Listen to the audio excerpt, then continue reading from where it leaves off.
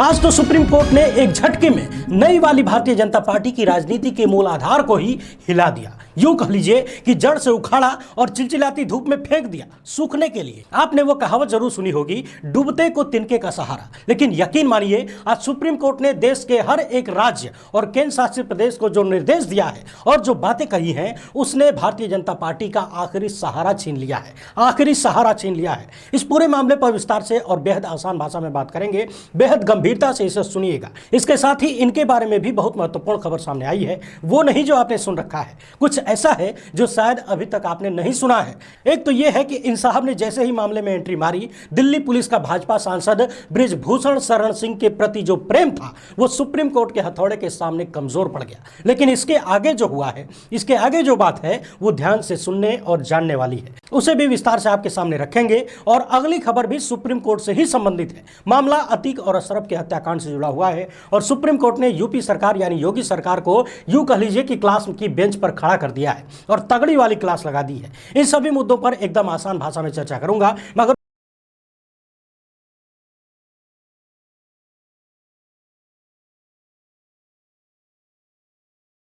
को 10 साल पहले लेकर चलते हैं। कांग्रेस नेतृत्व की यूपीए सरकार का आखिरी बरस चल रहा था।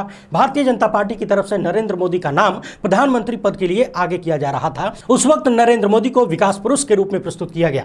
यह अलग बात है कि बाद में उस तथाकथित गुजरात मॉडल के गुब्बारे की सारी हवा फुस करके निकल गई। पता चला कि अमेरिका और लंदन की सड़कों की तस्वीरों पर एडिट करके गुजरात के शहरों का नाम लिखकर उसे गुजरात मॉडल बताकर पूरे देश को जबरदस्त टोपी पहना दी गई थी। बहरहाल उस वक्त मुद्दा सिर्फ और सिर्फ विकास, भ्रष्टाचार, काला धन की वापसी और 2 करोड़ रोजगार हर साल वाला था।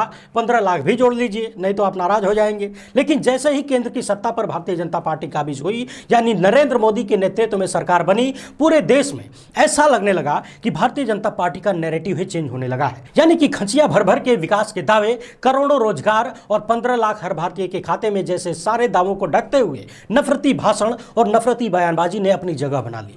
बहुत सारे लोगों को तो समझ में ही नहीं आया कि किस तरह से सारे मुद्दों के ऊपर धार्मिक उन्माद की चद्दर डाल दी गई है। और अब 9 साल बाद ऐसा लग रहा है कि पूरे देश में सारे मुद्दे अब बीजेपी के लिए समाप्त हो चुके हैं। मुद्दा सिर्फ एक बचा है और वो है धार्मिक उन्माद यानी हेट स्पीच, यानी कि नफरती बयानबाजी।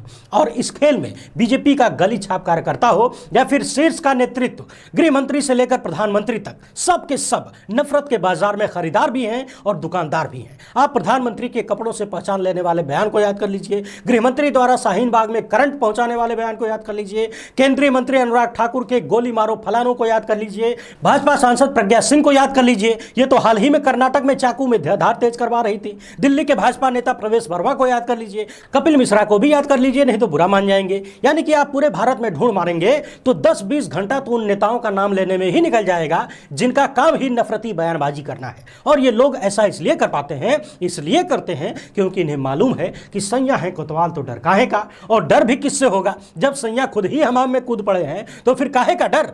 अक्टूबर 2022 में जब यह मामला सुप्रीम कोर्ट पहुंचा था तो सुप्रीम कोर्ट ने एक आदेश दिया था जिसके तहत दिल्ली, उत्तर प्रदेश और उत्तराखंड पुलिस को हेट स्पीच के मामलों में स्वतः संज्ञान लेकर कार्रवाई करने का निर्देश दिया गया था। मगर उसके बाद की तस्वीर जब आप देखेंगे तो महाराष्ट्र से लेकर कर्नाटक तक बीजेपी और उसकी विचारधारा से जुड़े हुए तमाम लोगों ने भर भर के नफरती बयानबाजी की है। हमने भी लगातार इन लोगों की हरकतें आपको दिखाई। महाराष्ट्र में ये टी राजा नाम का आदमी किस तरह से मस्जिद के सामने खड़े होकर रामनवमी के मौके पर मुसलमानों को गालियां दे रहा था, मां बहन की गंदी गंदी गालियां दे रहा था, धमकियां दे रहा था, मस्जिद की तरफ इशारे करते हुए गालियां दे रहा था, वो भी हमने आपको बताया था। मगर इस पर अभी तक कोई ठोस कार्रवाई होती हुई नजर नहीं आई। वहीं दूसरी तरफ महाराष्ट्र की सरकार से सवाल करने पर गायकों पर एफआईआर तुरंत हो जाती है। अब हेट स्पीच के मामले पर सुनवाई करते हुए सुप्रीम कोर्ट ने निर्देश दिया है कि हेट स्पीच के मामले में स्वतः संज्ञान लेकर एफआईआर दर्ज करिए और यह बिल्कुल मत देखिए कि हेट स्पीच का मामला किस धर्म से जुड़ा हुआ है। और इतना ही नहीं, पूरे भारत में जितने भी राज्य हैं और जितने भी केंद्र शासित प्रदेश हैं उन सभी को यह निर्देश जारी कर दिया गया है। यानी कि जो निर्देश पहले 3 राज्यों को था अब पूरे भारत को दे दिया गया है। और सुप्रीम कोर्ट ने यहां तक कह दिया है कि हेट स्पीच के मामले में यह नहीं होना चाहिए कि इंतजार करें कि कोई आएगा शिकायत करेगा तब हम उसका संज्ञान लेंगे। स्वतः संज्ञान लेकर कार्रवाई करिए। और अगली लाइन जो सुप्रीम कोर्ट ने कही है उसे ध्यान से सुनिएगा। जस्टिस के एम जोसेफ और जस्टिस बीवी नागरत्ना की पीठ ने चेतावनी देते हुए कहा है कि यदि सुप्रीम कोर्ट के निर्देशों के अनुसार कार्यवाही करने में किसी तरह की हिचकिचाहट दिखाई दी तो फिर यह अदालत की अवमानना के रूप में देखा जाएगा। अब जरा सोच कर देखिए, कर्नाटक में विधानसभा के चुनाव होने वाले हैं। भारतीय जनता पार्टी के पास यहां कोई ऐसा मुद्दा ही नहीं है जिससे वो जनता के बीच खुलकर रख सके और जनता उसे पचा पाए, क्योंकि कोई भी मुद्दा रख देना आसान है, जनता उसे एक्सेप्ट कितना करती है यह देखने वाली बात होती है। प्रधानमंत्री से लेकर पूरी बीजेपी भ्रष्टाचार पर विपक्ष को घेरना चाहती थी, मगर कर्नाटक में तो खुद ही बीजेपी के मुख्यमंत्री को पेसीएम कहा जाता है। पेसीएम के पोस्टर बेंगलुरु में लगाए गए थे। 40% कमीशन वाला मुख्यमंत्री कहा जाता है।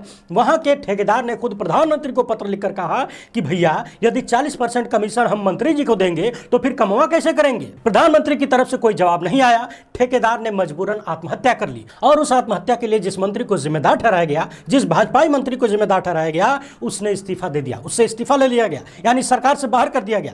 भ्रष्टाचार के आरोपी के.एस. ईश्वरप्पा को स्वयं प्रधानमंत्री जी फोन करके उसकी तारीफ करते हैं, उसका वीडियो वायरल हो गया। तो क्या बीजेपी के पास भ्रष्टाचार पर बोलने के लिए अब भी कुछ बचा है, वो भी कर्नाटक में? हाल ही में भाजपा विधायक के पास से 8 करोड़ रुपए कैश पकड़ा गया था। क्या वहां की जनता इतनी मूर्ख है कि वो ये नहीं पूछना चाहती है कि उस विधायक के यहां ईडी, सीबीआई, इनकम टैक्स ये सब क्यों नहीं पहुंची? गाड़ी का पेट्रोल खत्म हो गया था क्या? आप यूं ही देख लीजिए कि जैसे जैसे कर्नाटक में चुनाव नजदीक आ रहा है वहां भी धर्म का तड़का लगाने की कोशिश की जा रही है। हालांकि ये कोशिश पिछले कई सालों से चल रही है, कभी हिजाब के नाम पर, कभी गौमांस के नाम पर, मगर सारी कोशिशें फेल होती हुई नजर आ रही हैं। और इन सब के बाद सुप्रीम कोर्ट ने अब इस तरह का निर्देश दे दिया है। जानकार मानते हैं कि अब बीजेपी के पास सिर्फ यही एक मुद्दा रह गया है, धर्म वाला, यानी कि नफरत वाला। और जैसा कि सुप्रीम कोर्ट का रुख था उससे नजर आता है कि बीजेपी की यह आखिरी उम्मीद भी बहुत जल्द उससे छिन सकती है, क्योंकि यदि नफरती बयानबाजी पर मामले दर्ज होंगे, हो सकता है आज सरकार कार्रवाई न करे, कभी न कभी तो कार्रवाई होगी। यह भी हो सकता है कि सरकार अपने लोगों को बचाने के लिए कोई दूसरा रास्ता निकाले। लेकिन एक बात याद रखिए, मुकदमे बंद होने के बाद भी खोले जाते हैं, क्योंकि केस रिओपन करना सिर्फ बीजेपी की सरकार को ही नहीं आता है, बाकियों को भी आ सकता है। अब पहले बात कर लेते हैं भाजपा सांसद ब्रजभूषण शरण सिंह के मामले की, इसके बाद बताएंगे कि कैसे सुप्रीम कोर्ट ने अतीक अहमद की हत्या के मामले में यूपी सरकार को क्लास की बेंच पर खड़ा कर दिया है और तगड़ी वाली क्लास लगा दी है। पिछले दिनों जब महिला पहलवान भाजपा सांसद के खिलाफ मुकदमा दर्ज करवाने के लिए सुप्रीम कोर्ट पहुंचे थे तो सुप्रीम कोर्ट ने दिल्ली पुलिस को नोटिस जारी करके शुक्रवार तक जवाब मांगा था। और शुक्रवार को दिल्ली पुलिस ने यूं कह लीजिए कि सुप्रीम कोर्ट के सामने सरेंडर कर दिया और कह दिया कि हम भाजपा सांसद ब्रजभूषण शरण सिंह के खिलाफ एफआईआर दर्ज करेंगे।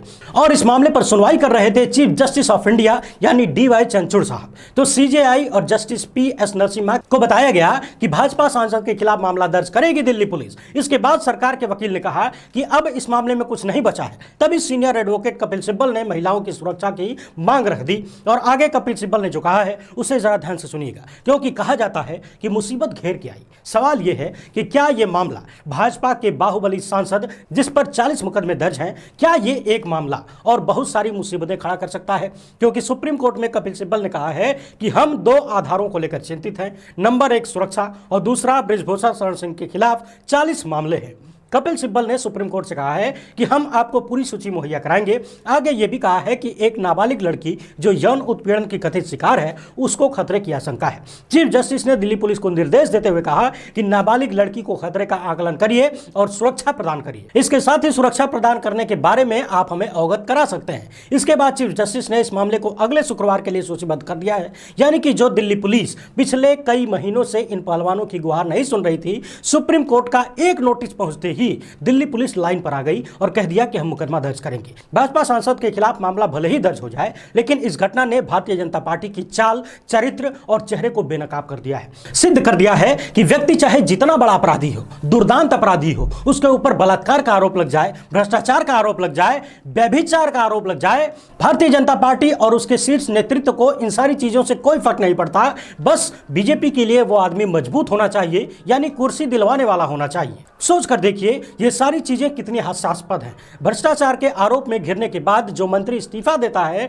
सरकार से बाहर किया जाता है, उसे प्रधानमंत्री जी फोन करके उसकी तारीफ करते हैं। एक बाहुबली सांसद जिसके ऊपर पहले से 40 मुकदमे दर्ज हैं, उस पर देश का नाम ऊंचा करने वाले महिला खिलाड़ी यौन उत्पीड़न का आरोप लगाती हैं। महीनों तक इंतजार करने और लगातार धरना प्रदर्शन करने के बावजूद उस एक सांसद पर एफआईआर दर्ज नहीं होता। अंत में मजबूरन सुप्रीम कोर्ट जाना पड़ता है और सुप्रीम कोर्ट की नोटिस पर दिल्ली पुलिस एफआईआर एफआईआर दर्ज करने को मजबूर होती है। कितना जबरदस्त विश्वगुरु बना रहे हैं ब्रह्मांड के सबसे लोकप्रिय नेताजी। जंतर मंतर पर धरना दे रहे खिलाड़ी लगातार यह आरोप लगा रहे हैं कि शिकायतकर्ताओं के ऊपर दबाव डाला जा रहा है, अधिकारी उनके घर पे जाके पैसा देने की पेशकश कर रहे हैं। वहीं साल 2014 में लखनऊ में एक नेशनल कैंप में मौजूद फिजियोथेरेपिस्ट परमजीत मलिक ने भी इन खिलाड़ियों के साथ खड़े होते हुए एक बयान दिया है। उनके इस बयान को ध्यान से सुनिए। उन्होंने बताया है कि उस वक्त कैंप में उन्हें कम से कम 3 जूनियर महिला पहलवानों ने बताया था कि उन पर दबाव डाला गया और रात में ब्रजभूषण शरण सिंह से मिलने को कहा गया था। रात में मिलने को कहा गया था।